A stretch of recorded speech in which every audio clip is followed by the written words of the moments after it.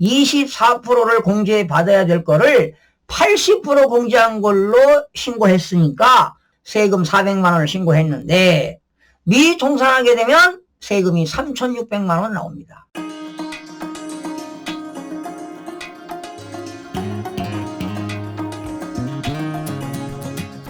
시청자 여러분 안녕하세요. 김동수입니다. 이 시간에도 양도소득세 실수 사례 시간인데요. 14번째 시간이 되겠습니다.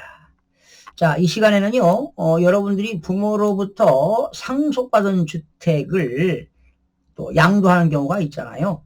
그때 장기보유 특별공제를 어떻게 산정하느냐 하는 것입니다. 장기보유 특별공제는요, 부모가 보유하고 거주한 기간에 대해서는 통산하지 않습니다. 그래서 어떤 분이 부모로부터 상속받은 재산을 팔았는데 아버지가 한 거의 6년 이상 가지고 있었고 또 아들이 3년 이상 가지고 있어가지고 10년 동안 아버지가 가지고 있던 기간하고 내가 상속받고 상속인이 가지고 있는 기간을 합산해가지고요, 장기보유 특별공제를 혜택을 봤어요.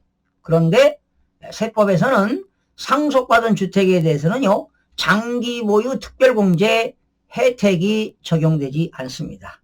그래서 추가로 이렇게 세금을 납부한 사례가 있는데요. 자, 이거를 소개해 드리겠습니다. 실수 사례입니다. 2013년 10월에 아버지가 A주택을 취득했죠. 그리고 2020년 아버님이 돌아가셨습니다. 4월에 A주택을 남기고 이제 돌아가셔서 아버님이 사망했지요. 근데 아버지로부터 이때 상속받은 재산가액은 한 15억 원 되네요. 이러면은 당연히 상속세도 내야 되겠고 취득세도 내야 되겠죠. 자, 그런데 이 피상속인이 그 아버지가 6년 6개월을 가지고 있었어요. 그리고 아들은 2020년도에 상속받은 주택을 2023년 10월에 상속받은 주택을 팔았습니다.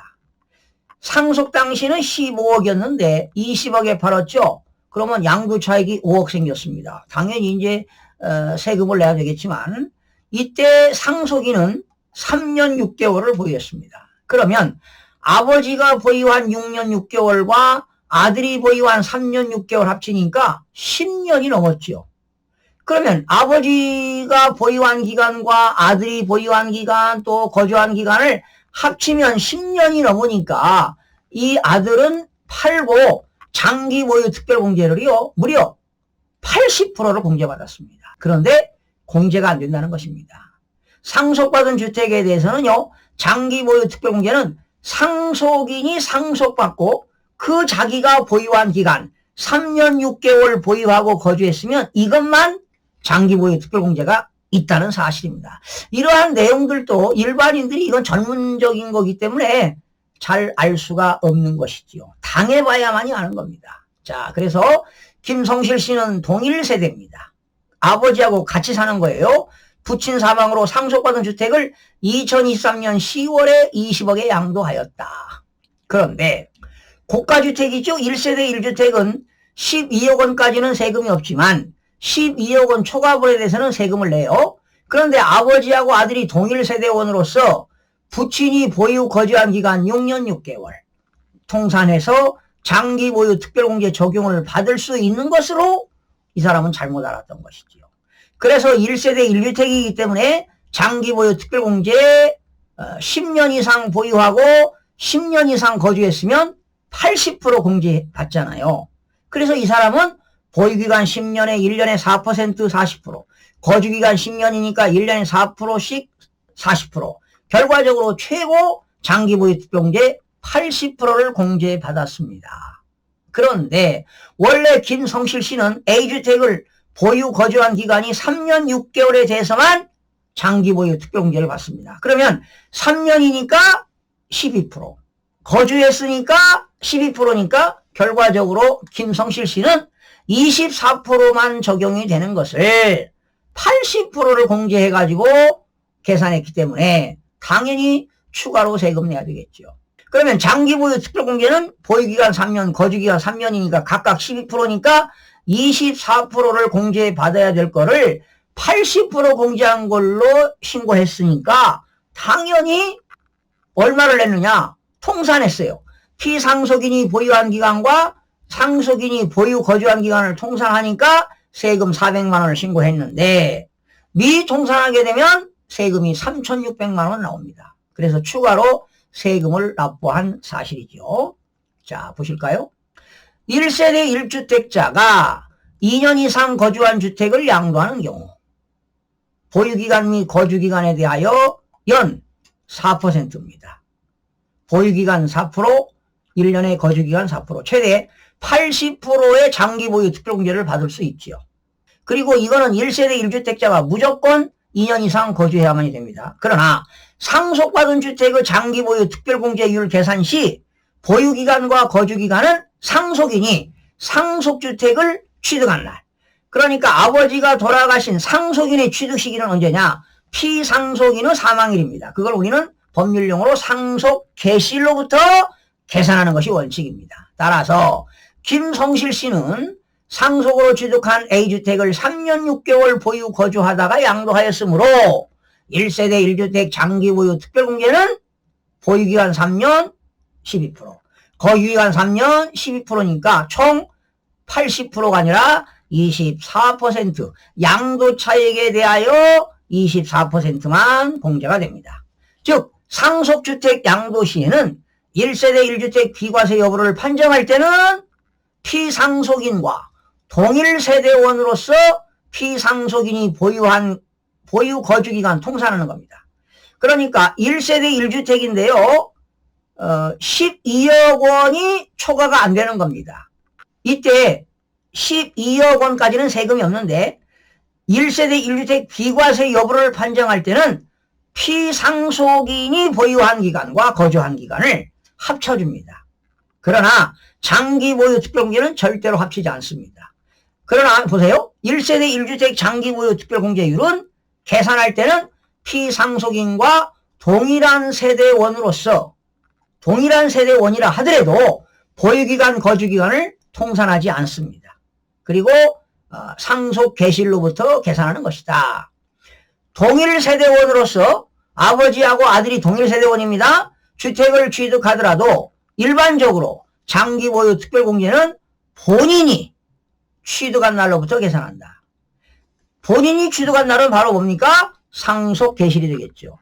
그래서 상속 개시일 취득일로부터 장기간을 보유하는 것이 절세에 도움이 된다. 그러니까 아버지로부터 상속받은 재산을 양도할 때는 장기보유 특별공제는 상속인이 보유하고 거주한 기간에 대해서만 혜택이 있으니까 상속인이 오래 가지고 있다 팔면 세금을 절세할 수 있다, 이런 얘기입니다. 자, 그러면 여러분 이 장기보유 특별공제율을 한번 살펴보겠습니다. 일반적인 경우에 장기보유 특별공제입니다. 뭐 토지를 팔거나 뭐 일반 주택을 팔거나 상가를 팔을 때 공제율이 3년 이상일 때 1년에 2%죠.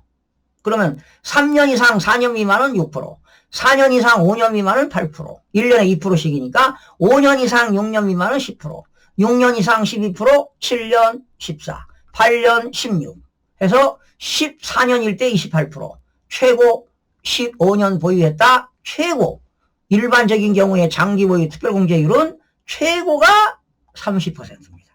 그런데 1세대 1주택 장기보유 특별공제는 2년 이상 거주 요건을 충족해야 됩니다. 이게 2001년, 2021년 1월 1일 이후부터 적용되는데 1세대 1주택자가 장기보유 특별공제를 받으려면 무조건 의무적으로 2년을 거주해야 돼요.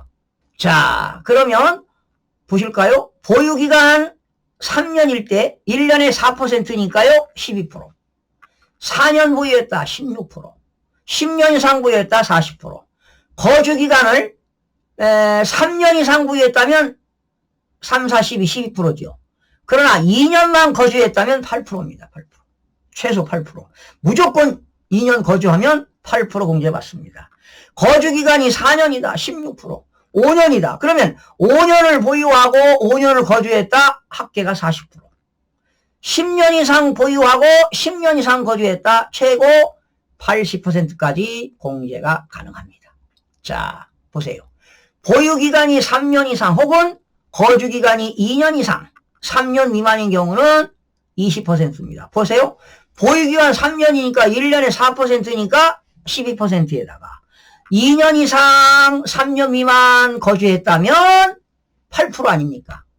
그래서 20%가 적용이 됩니다. 이해가시죠? 자, 마지막으로 보세요, 여러분. 자, 이렇게 해서 해보겠습니다. 자, 이게 아주 중요합니다, 여러분. 일반인들이 잘 몰라요. 전문가들도 모르는 분들이 많더라고요. 이렇게 후배 기술한테도 이렇게 질문하는 경우도 많은데, 상속받은 주택에 대한 1세대 1주택 비과세. 여러분, 상속받은 주택은 12억까지는 세금이 없잖아요. 그때는 피상속인이 보유한 기간, 거주기간, 상속인이 보유한 기간, 거주기간을 합산합니다. 그러나 장기 보유 특별공제만큼은 안 됩니다. 혜택이 없어요. 상속인이 취득한 날로부터 양도일까지만 혜택이 있는 거예요. 장기 보유는 피상속인이 보유한 기간, 거주한 기간은 혜택이 없다는 겁니다. 보실까요? 1세대 1주택 비과세 요건입니다. 2년 이상 보유해야 되겠죠? 그러나 조정 대상 지역은 2년 보유에 2년 이상 거주해야 됩니다. 그런데 동일 세대입니다. 아버지하고 아들하고 같은 세대예요. 그럴 때는 보유기간, 거주기간 통산합니다. 그러나 잘 봐요. 별도 세대원이에요. 자, 이게 중요합니다. 아버지가 사는 거하고 아들하고 사는 것이 세대가 동일 세대가 아니라 별도 세대를 구성하고 있습니다. 이때는 보유기간, 거주기간이 아버지가 보유한 기간은 인정 안 됩니다. 상속 개시일로부터 보유, 거주기간을 계산하는 겁니다. 아시겠죠? 그리고 1세대 1주택 장기보유 특별공제 공제율 계산은 아버지가 보유하고 거주한 기간 혜택이 없고요. 오로지 상속인이 상속 개시일로부터 보유기간과 거주기간으로 계산한다라는 것입니다. 이게 대단히 중요한 내용입니다. 이게 상속받은 주택을 양도했을 때 장기보유 특별공제, 이거는 1세대 1주택입니다. 이거는 1세대 1주택 12억 원 초과하는 주택이에요. 원래 1세대 1주택은 12억까지는 세금이었는데 12억이 초과될 때는 초과분에 대해서 세금을 내는데 장기보유 특별공제를 많이 해주겠다는 겁니다. 그런데 상속재산은 최고 80% 안 된다는 겁니다.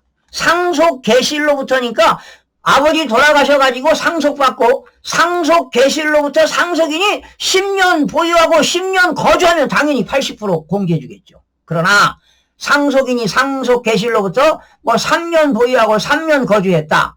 그러면 12%씩이니까 24%밖에 공제가 안 된다는 겁니다. 즉 장기보유 특별공제는 피상속인이 거주하고 보유한 기간은 일철 혜택이 없다. 이렇게 아시면 되겠습니다. 그리고 1세대 1주택 비과세가 해당되는 것은 별도 세대원일 때는 상속 개시일로부터 보유기간, 거주기간을 계산한다라는 거 꼭 기억하시기 바랍니다. 자, 이렇게 해서 오늘 양도소득세 실전 사례 14번째 시간을 마치겠습니다. 시청해주신 여러분 고맙습니다. 구독과 좋아요, 알림 설정을 누르시면 더 많은 정보를 얻을 수 있습니다.